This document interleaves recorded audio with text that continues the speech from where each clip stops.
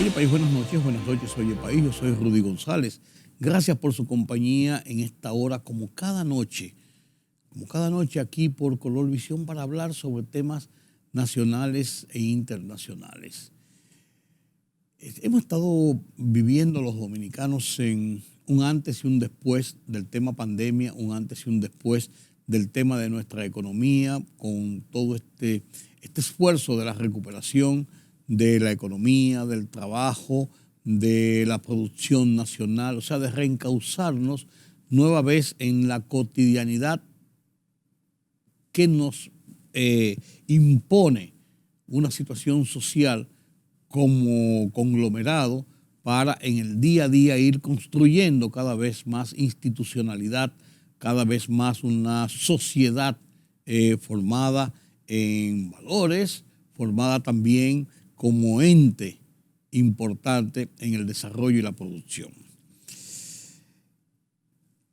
He estado escribiendo algunos trabajos sobre mis columnas y en otros comentarios que he hecho sobre todo esto que tiene que ver con la personalidad del dominicano, cómo ha influido todas estas situaciones que hemos tenido en los últimos tiempos. E incluso estuvo el tema de un informe de UNICEF sobre el bombardeo de las redes sobre nuestros niños, jóvenes y adolescentes principalmente, y cómo hay influencias de información sobre sexualidad, sobre la cotidianidad e incluso sobre la pornografía.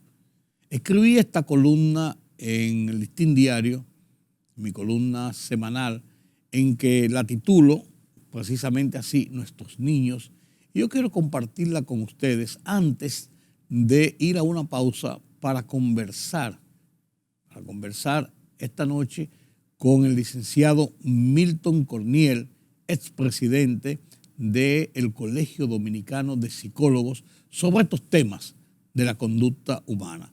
Comparto mi columna con ustedes.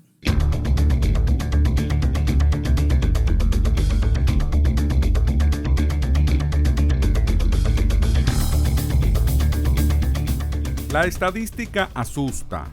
53% de los adolescentes de República Dominicana tiene acceso a contenido sexual en línea y un 41% acepta o agrega desconocidos en sus redes sociales.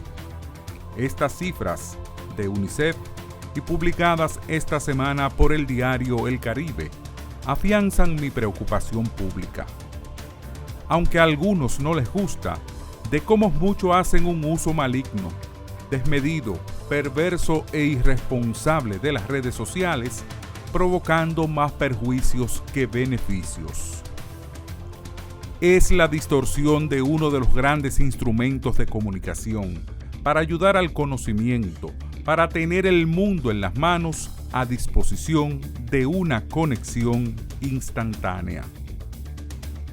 Al uso de las redes para difundir mentiras, injurias, acusaciones falsas para ganar vistos, extorsionar, chantajear, que pretenden destruir honras y reputaciones, se unen estas perversidades contra nuestros niños, adolescentes, jóvenes, exponiéndolos a los peligros que genera la incitación al sexo desenfrenado, a la pornografía, las drogas, la violación, la degeneración y hasta la muerte.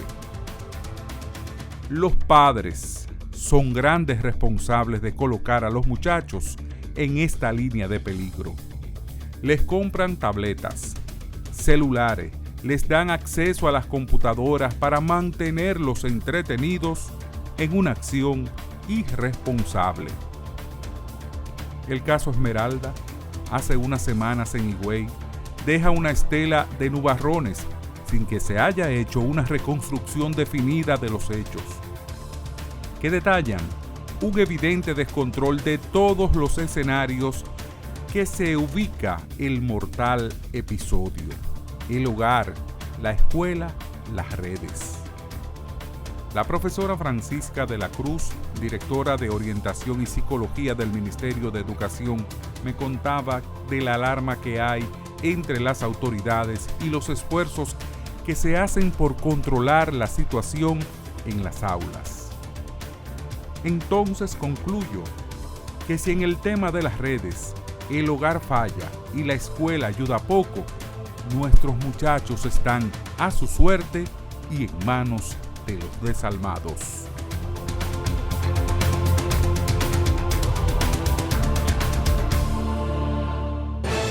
La libertad solo reside en los estados en los que el pueblo tiene el poder absoluto. Por el respeto a los valores democráticos y la dignidad del pueblo dominicano, El Rumbo de la Tarde, plural, objetivo, comprometido siempre con la verdad. Con Georgie Rodríguez, Rudy González y Ramón Colombo. Los poderosos ya están en el aire.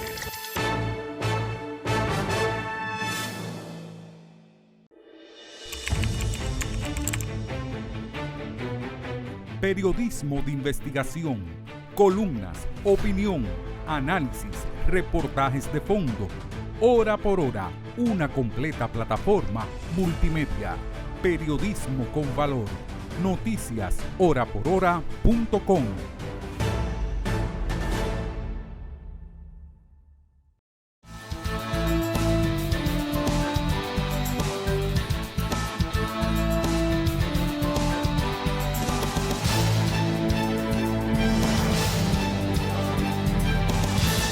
Gracias por continuar con nosotros aquí en Oye País. Converso, como les había anunciado en el segmento anterior, con el psicólogo Milton Corniel.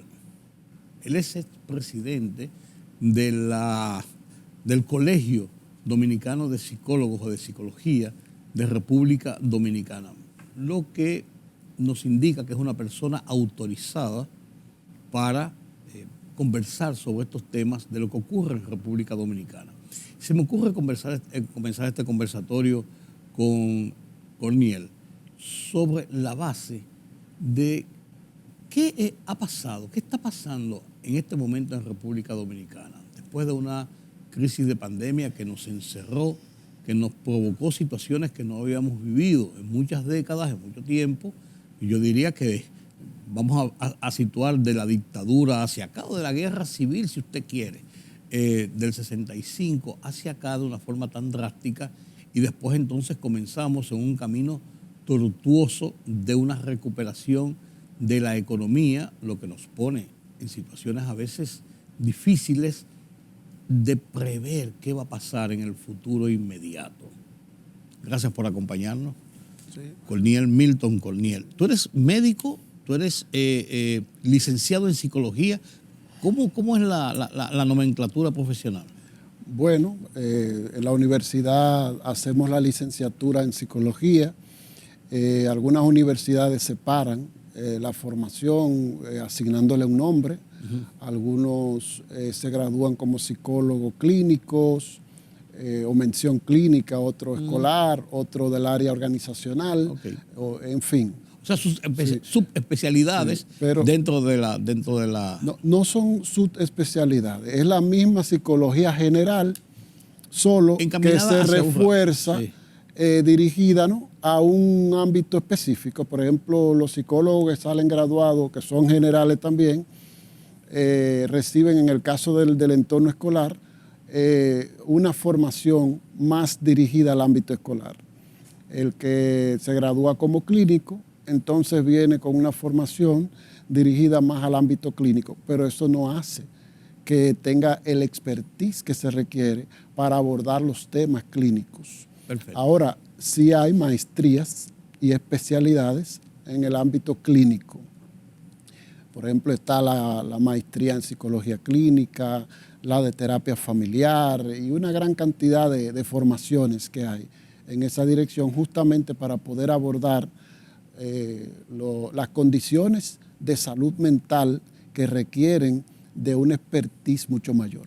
Antes de la pandemia, en 2020, iniciando en el 2020 hasta 2021, diría yo, cuando ya podíamos decir que prácticamente tenemos bajo control realmente esta pandemia y comienza desde el mismo 2021, finales del 2021, los procesos de ir tratando de reorientar, de reencauzar, de recuperar la economía y la cohesión social, porque mucha gente se desperdigó y hubo de todo. ¿Cómo ustedes los especialistas ubican la situación del dominicano previo a la pandemia y ahora post pandemia? O sea, ¿qué está pasando? ¿Sufrimos algunos cambios importantes? ¿Hemos podido retomar el anterior? ¿Es más importante lo que estamos haciendo ahora? ¿Cómo podemos hacer una definición de la situación del dominicano? Sí, ciertamente previo a la pandemia todos estábamos tranquilos, desarrollando y practicando o participando en nuestras actividades comunes. En la vida cotidiana. Sí, la vida cotidiana. Y el anuncio de la pandemia, el manejo que se le dio a esa crisis global, de alguna manera incidió en el comportamiento de las personas.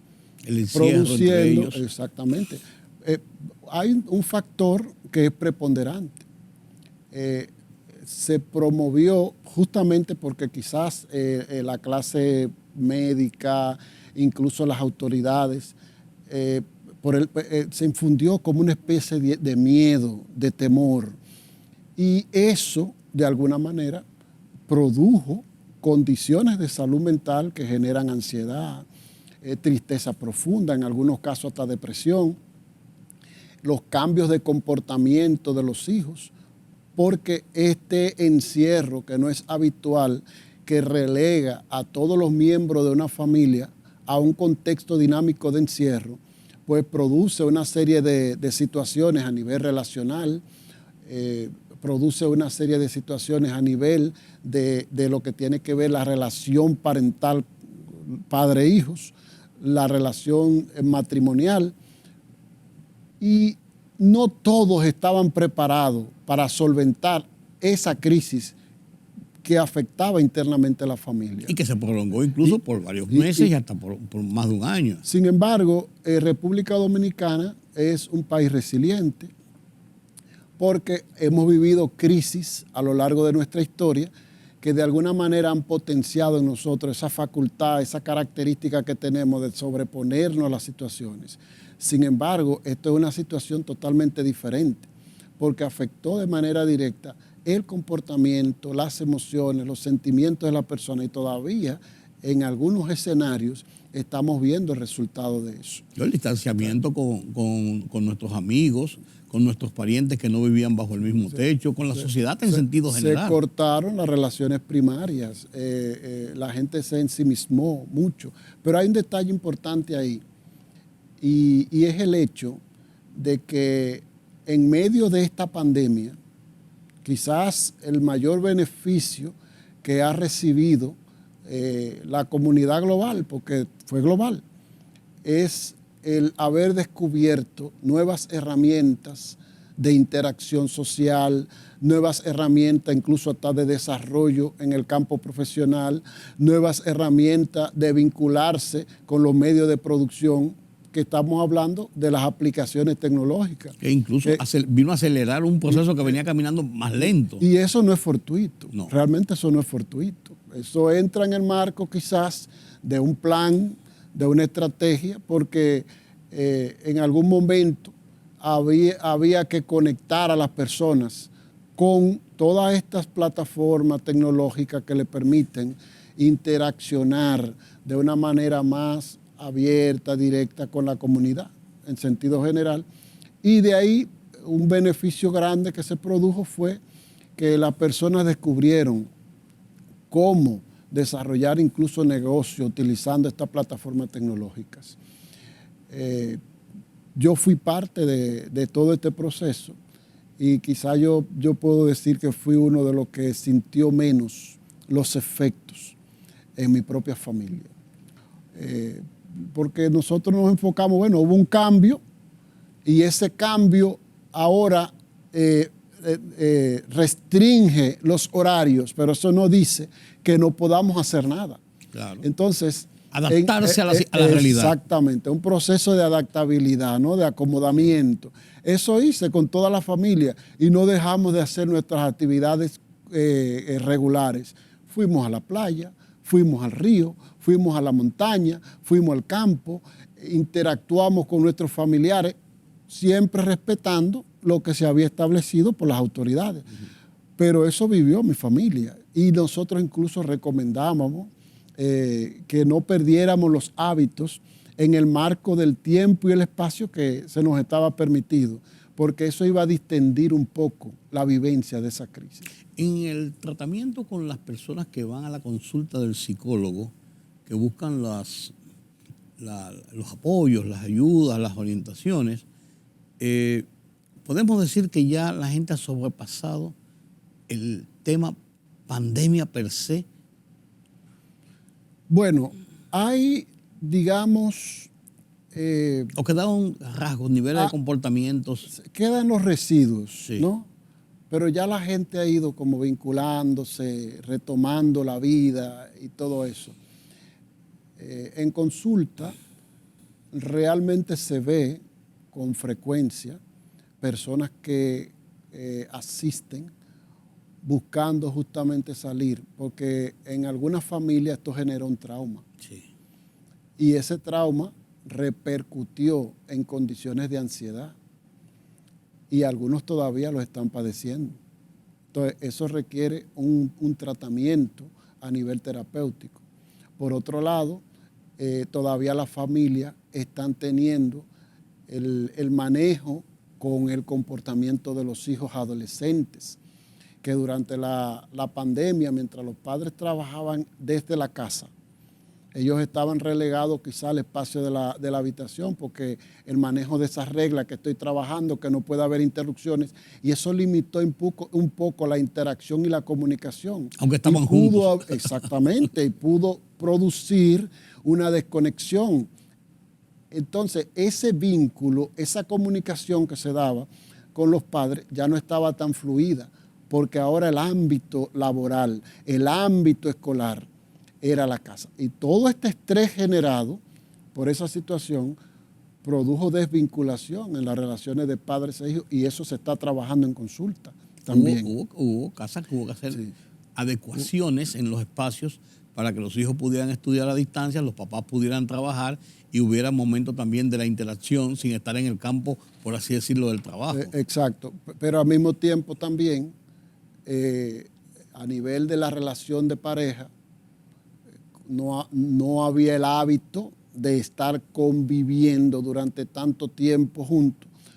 Y este nuevo cambio también permitió que las parejas puedan descubrirse un poquito mejor, acercarse. Y muchos terminaron separados. Entonces, esas separaciones que se produjeron durante la pandemia también ha venido repercutiendo en el comportamiento de los hijos. Lógico. Y eso en algún momento tendremos que estudiarlo, investigarlo y saber, porque lo estamos viendo en consulta. Parejas que previo a la pandemia todo marchaba bien, durante la pandemia se separaron.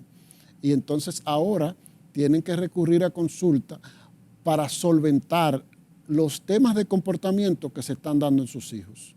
Pero algunos nos impusieron reglas como aprender a cocinar, a fregar, a trapear, a organizar la casa. Sí, algunos lo tomaron de manera positiva porque aprendieron, y otros de alguna manera se sintieron como forzados a hacerlo, pero son de las experiencias que se gana en las que se gana y se pierde. En mi caso no me causó ningún problema, porque a mí me encanta bastante la cocina. A mí también, lo que pasa es que yo no sabía cocinar nada, por lo menos aprendí a hacer unos huevos sancochados o una ensalada de lechuga y tomate. Sí, pero aprendió. Pues aprendí. Ahora se puede ir la esposa a donde sea y yo sé mantener. No, yo le digo que no se vaya. Mira, Milton, salimos de la pandemia. Y yo te preguntaba qué pasaba antes, qué pasa después, pero junto con al salir de la pandemia, de la situación sanitaria, entramos en la situación de la recesión de la economía. Y la situación de la recesión de la economía, con un nuevo estilo de gobierno, con las propias empresas tratando de reencauzar, de reorientar muchas veces sus mecanismos de producción, tratando de recuperar personal perdido. Muchas personas que se acomodaron a los subsidios oficiales que se mantienen y que tuvieron que ser dados porque mucha gente no tenía cómo ganar el diario para poder vivir. O sea, hubo un cambio en muchos aspectos, de parte de la fuerza laboral, de parte de las perspectivas de la economía, y los que son ricos y los que son dueños de las empresas, lo que ven posiblemente es mermar un poco sus beneficios. Pero la gente, por ejemplo, de clase media y la gente de clase pobre que trabaja con el día a día, que tiene que buscar el dinero diario para comer, se vio afectado. Y todavía de esa situación no salimos. ¿Cómo la situación de la economía repercute en el hogar, en el ánimo de la gente, en la forma de acción de la gente? Porque una gente que se ve frustrado no reacciona igual que una gente que se ve o satisfecho o por lo menos que está haciendo el esfuerzo y que tiene beneficios y que tiene acciones positivas. Sí. Mira, estas crisis generan un trauma social. Definitivamente. Y eso está comprobado. Ahora mismo nosotros estamos, por ejemplo, viendo frente a nuestros ojos, se está ocurriendo una guerra que aunque no se está dando en nuestra región. Es como si tuviera aquí. Pero solo imaginar eso, sí, y nosotros ver lo que está ocurriendo con esa población, eso es un trauma social. Sí. Entonces, esta crisis de la pandemia por COVID, en la República Dominicana, como en todas partes del mundo, generó un trauma en el ámbito empresarial, porque quizás un empleador sin la voluntad expresa de querer hacerlo, tuvo que desvincular a personas.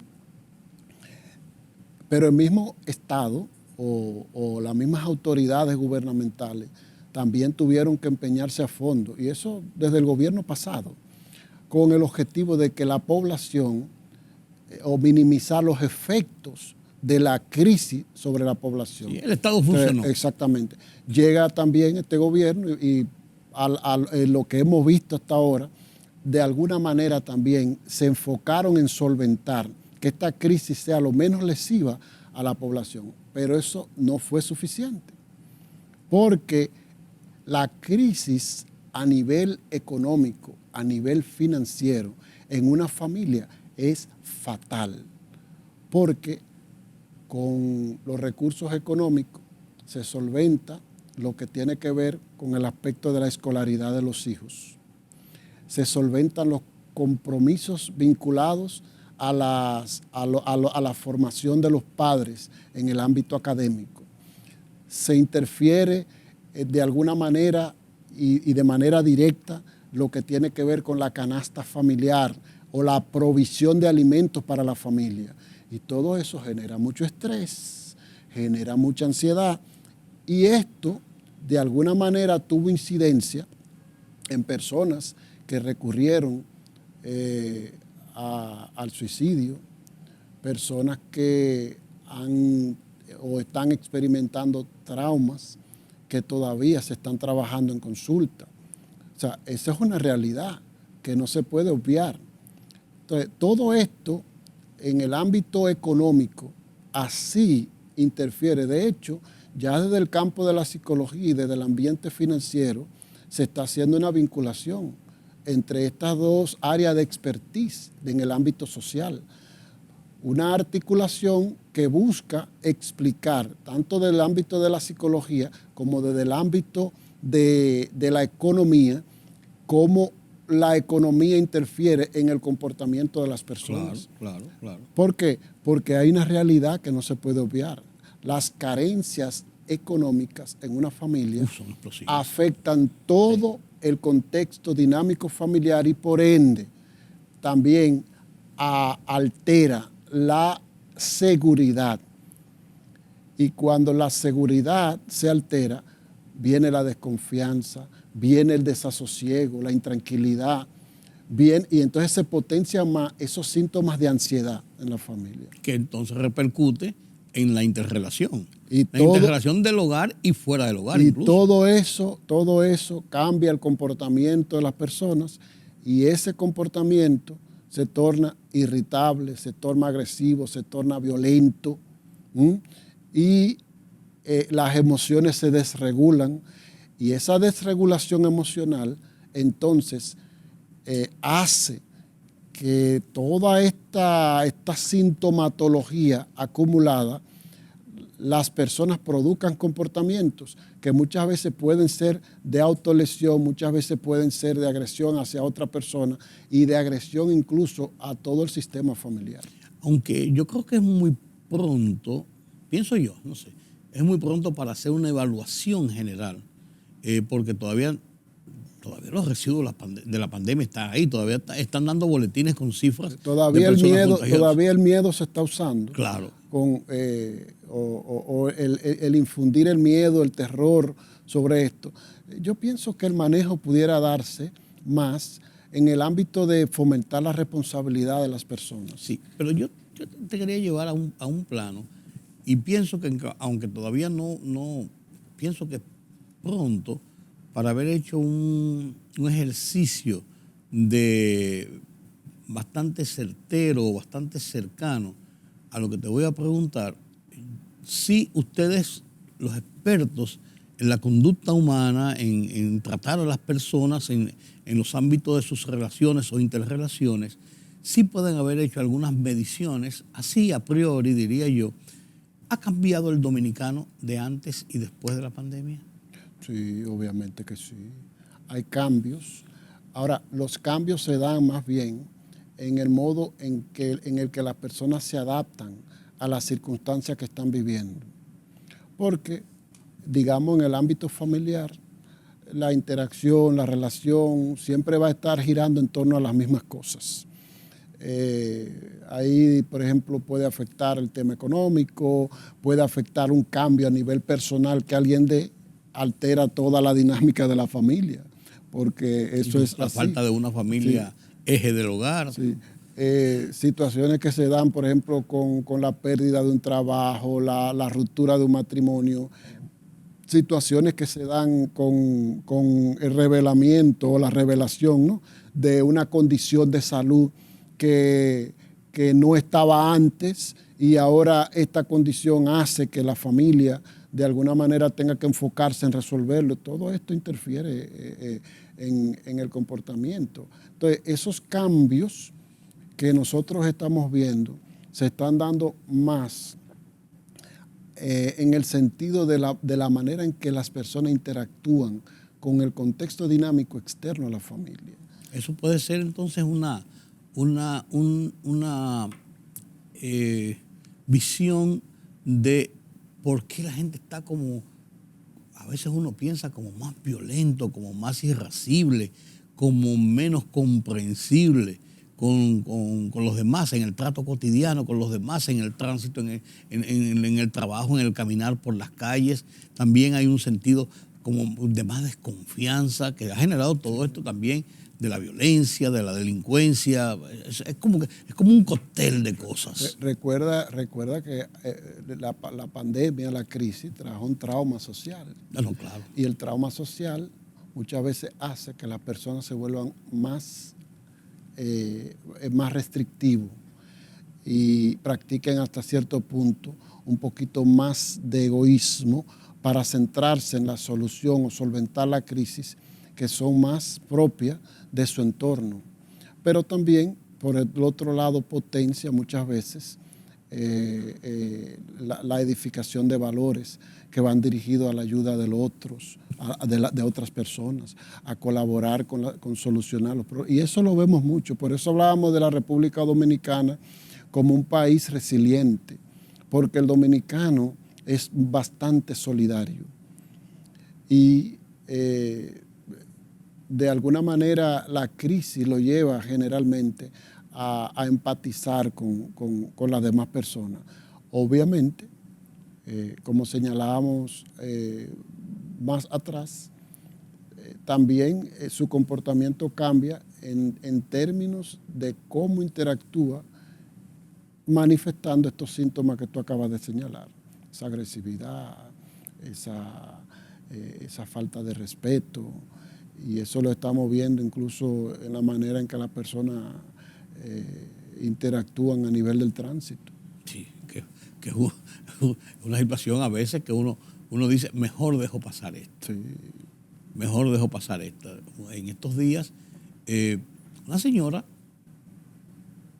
nos encontramos en una intersección, yo me quedo parado y le digo que pase. Y la señora me increpó y me dijo muchas cosas, yo no lo oí lo que me dijo. Y yo pensé para dentro de mí, pero yo lo que estoy tratando de ser cortés. Y después me di cuenta de que la señora, en principio, parece que quería pasar, y al yo llegar ahí al sitio, ella encontró como que se asustó, como que yo le interferí, aunque yo le di paso, ella no entendió mi gesto de cortesía natural, normal, que uno tiene, y lo interpretó como que, pues pasa tú o algo así, y me increpó. Y yo digo, pero yo estoy tratando de ser educado, estoy tratando de ser cortés. Si yo me hubiese metido en el medio y la bloqueo hasta que pase otro vehículo, lo que sea, entonces yo hasta hubiese entendido la razón de la reacción. Entonces pensé, y lo traigo a colación por eso que tú dices del tránsito. Uno dice, a veces uno no sabe qué va pensando la otra persona. Y para pelear se necesitan dos. Sí. Y a veces uno anda con la ropa de pelear sin motivos. Hay algo es conflictivo. Hay algo que yo fomento mucho. Las personas con las que interactuamos a diario traen consigo una historia. Una historia. Y esa historia no es similar a la que nosotros vivimos o la que vivió el otro o cualquier otra persona. Cada uno trae su historia. Y esa historia de vida configura la personalidad, lo que somos en esencia. Y se manifiesta en momentos determinados. Y eso es lo que sale a relucir en determinadas circunstancias. Ahora, nosotros siempre tenemos que ver a los demás. Cuando estas cosas ocurran así, que la veamos como extrañas y raras, como una persona que tiene una necesidad que no está resuelta. Y no asumir una postura. Incluso eso nos va a ayudar a evitar la agresión y la violencia. Bueno, vamos a ver que esta persona tiene, oye, qué extraño esta persona. Si lo vemos así, vamos a desarrollar como un sistema de empatía interno que nos va a hacer ver lo que está ocurriendo de una manera diferente, y entonces vamos a dejar que esas cosas pasen y desear que de alguna manera estas personas puedan resolver esa crisis que genera, esa configuración de su personalidad a lo largo de su vida. Pero también eventos que quizás recientes estén ocurriendo, porque alguien puede salir despavorido manejando un vehículo y quiere llegar rápido al lugar porque le dieron una noticia de algo que debe estar a tiempo en un lugar, y eso genera estrés. Y ese estrés también se manifiesta en comportamientos así. Yo por la mañana, regularmente, para caminar un poco, tenemos un perro en la casa y yo salgo con él a pasear, le doy una vuelta a la manzana, un par de vueltas ahí. Me sirve de caminata temprano en la mañana, con el fresco de la mañana, y también así ejercito el perro, hace sus necesidades a veces, tiene sus situaciones, pero bien. Pero yo he hecho un ejercicio en las últimas semanas como si fuera un psicólogo para ver el comportamiento de la gente. Y me pasó una experiencia. Yo voy caminando y veo a los guachimanes que están en las puertas de los apartamentos, de los edificios, al señor que llega y entra. No nos encuentra con mucha gente, pero ya todo el mundo le digo buenos días. Por un asunto de hábito y de costumbre y de educación. Sí. Buenos días. Me encuentro muchas veces con nacionales haitianos que van a trabajos de la construcción bien temprano, y yo digo, yo sé ya si este es o no es dominicano, porque te dicen, buenos días patrón, buenos días jefe, buenos días señor. Siempre le ponen un apellido a los buenos días. Y yo decía esto, pero en estos días me pasó que yo voy caminando, digo buenos días, había una señora y había otro señor, ahí estaban hablando en la puerta de un edificio, y el perro se para en ese momento a oler, y yo me quedo muy cerca, y dice la señora, pues ese señor pasa todos los días y a veces pasa 2 veces por aquí y dice buenos días. Y dice el otro señor, sí, yo le contesto porque no pierdo nada con contestarle. Entonces yo me quedé pensando y digo, ¿qué tan fuera de lo común es dar los buenos días y establecer un vínculo de convivencia normal, natural, en el vecindario donde yo me desenvuelvo incluso? Entonces vi esa frialdad que algunos deben sentir en eso y cómo simplemente, por una razón de educación, que nosotros somos muy educados en eso, los dominicanos de por sí somos agradables, buenos días, permiso, saludo, ¿qué tal? Excúseme, aunque ya mucha gente va perdiendo eso. Pero uno ve esa experiencia diaria y eso es así, Milton. Nosotros realmente estamos teniendo una sociedad, tenemos una población que se está llenando de miedo.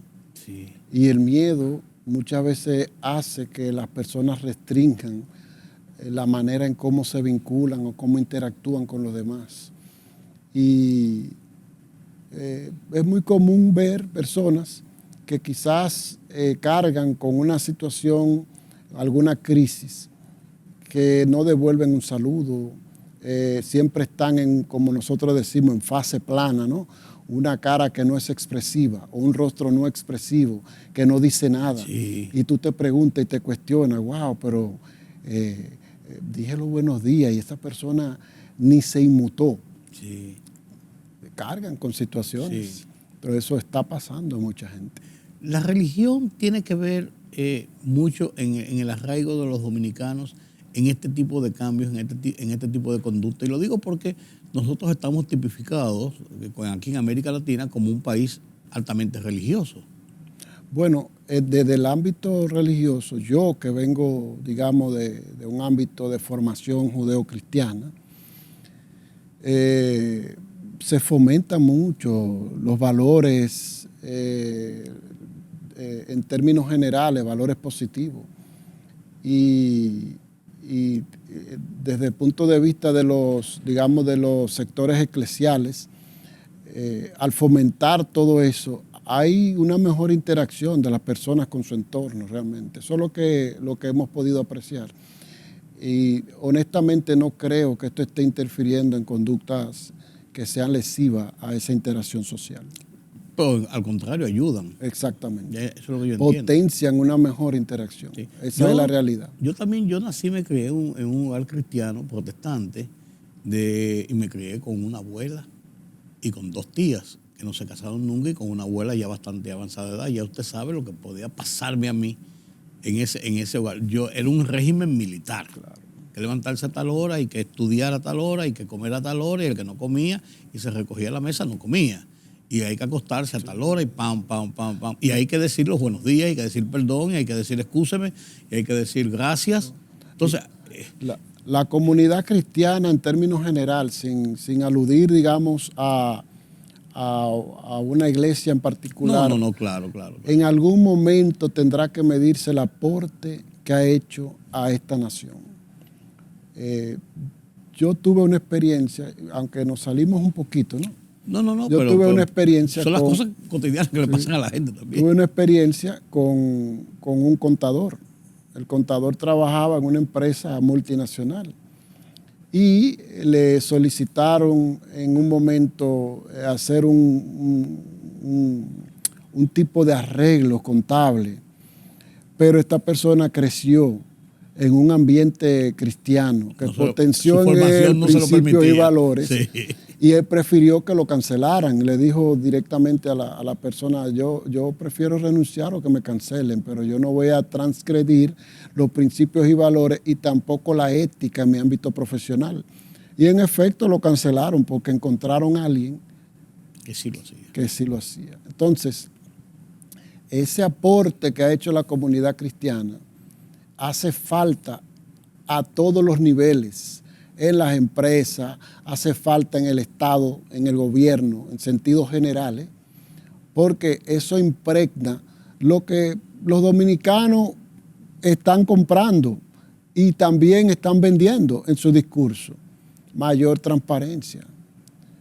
Y aunque no se vea, todo esto de transparencia, todo esto de corrupción, también afecta el comportamiento de las personas. Claro, claro.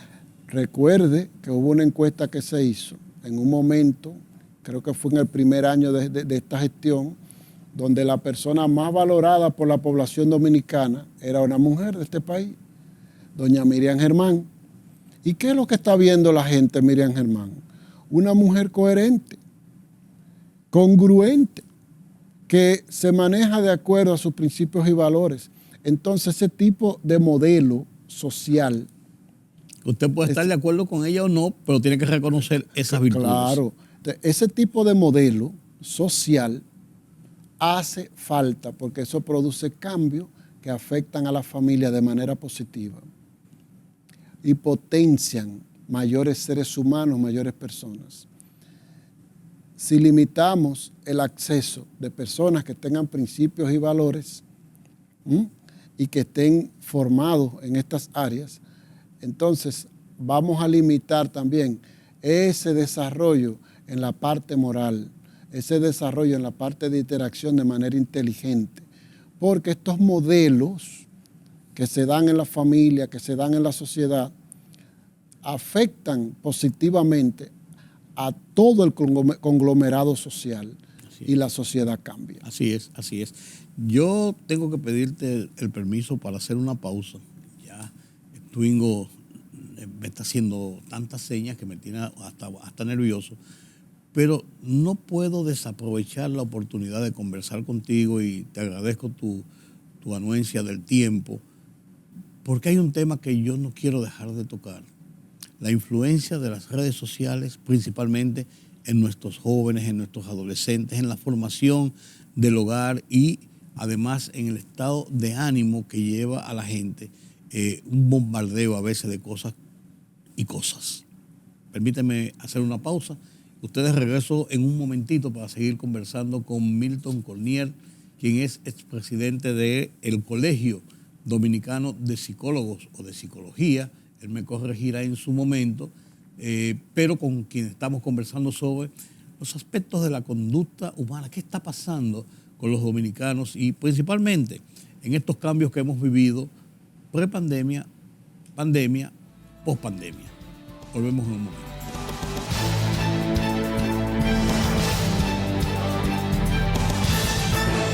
La libertad solo reside en los estados en los que el pueblo tiene el poder absoluto. Por el respeto a los valores democráticos y la dignidad del pueblo dominicano, El Rumbo de la Tarde, plural, objetivo, comprometido siempre con la verdad. Con Georgie Rodríguez, Rudy González y Ramón Colombo. Los poderosos ya están en el aire.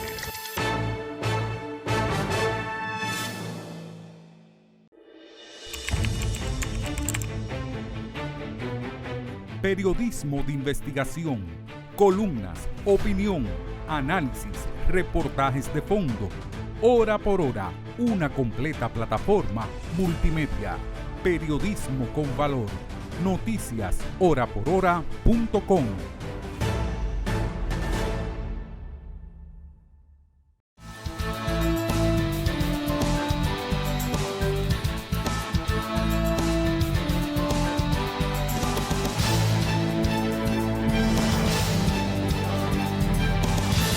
Gracias por continuar con nosotros. Conversamos con el licenciado Milton Corniel, quien no me ha querido decir finalmente si es Colegio Dominicano de Psicólogos o de Psicología. Pero de todas maneras... Colegio Dominicano de Psicólogos. De psicólogos. O sea, sí, se enmarca dentro del profesional del área, no de la materia.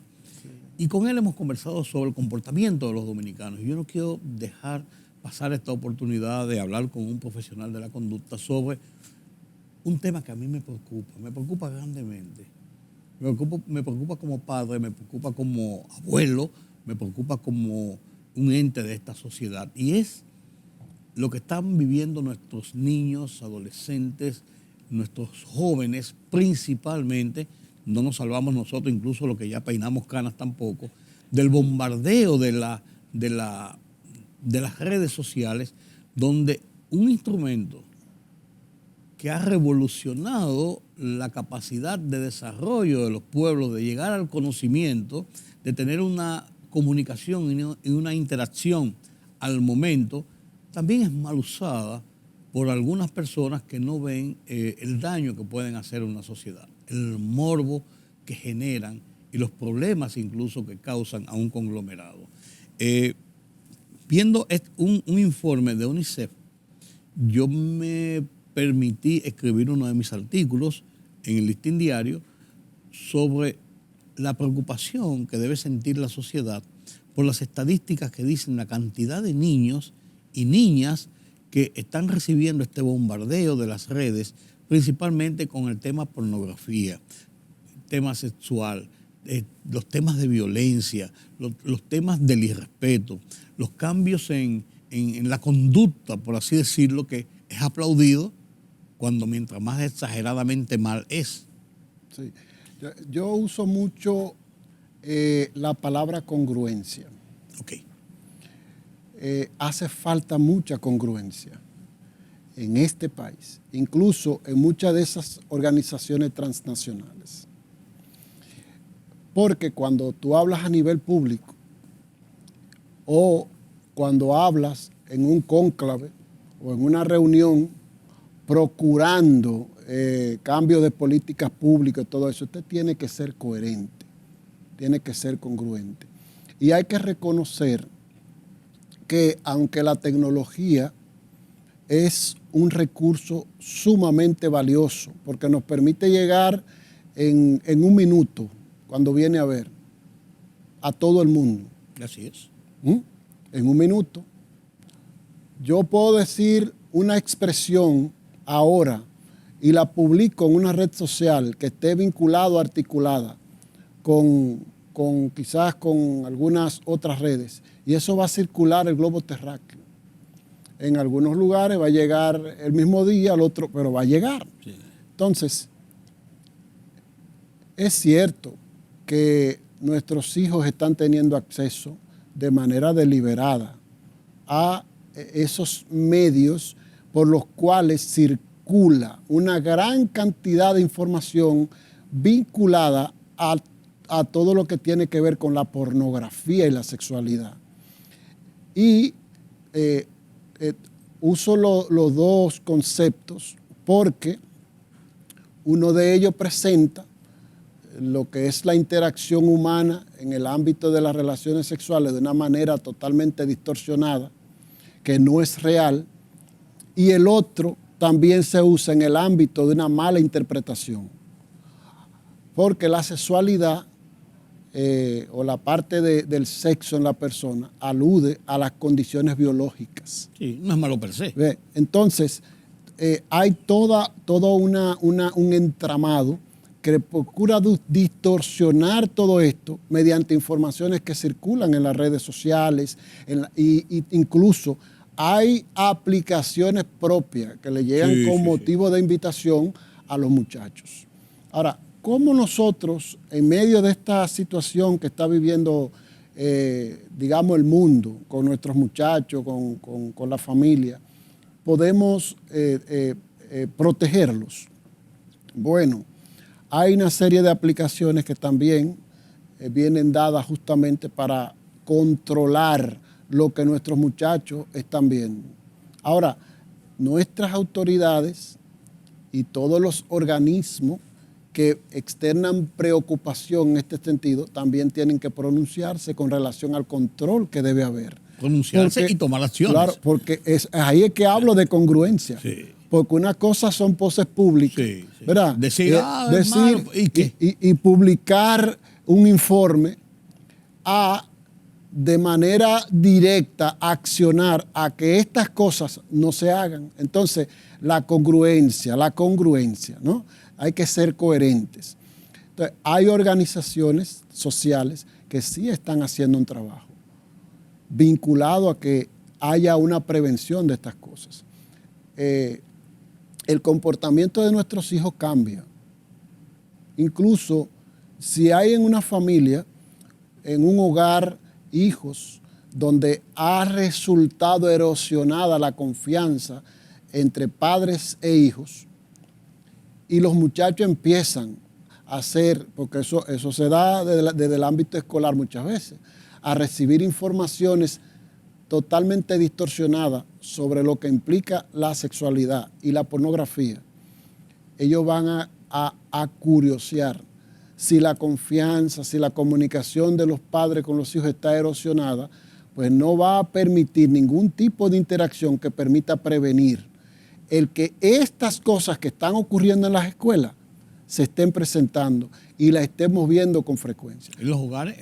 Por demás, el hecho de que cuando tú publicas algo y tú quieres llegar a una cantidad de likes, te da dinero, pues muchos de nuestros muchachos también están siendo estimulados a prácticas malsanas, a prácticas que son lesivas al entorno escolar, justamente porque al circular en las redes sociales generan para alguien algún beneficio. Pero también, Milton, yo pienso que también en el hogar comienza, porque la escuela es una extensión del hogar, por así decirlo.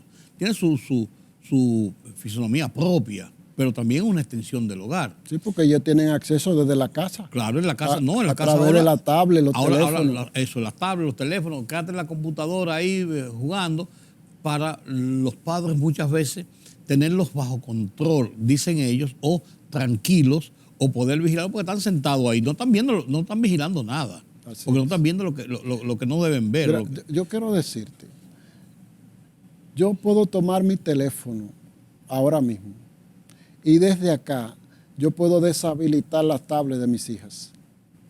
Por los controles parentales. Porque hay aplicaciones para eso. Sí, claro. Y al mismo tiempo puedo permitirle ver lo que a mí me interesa que ellas estén viendo.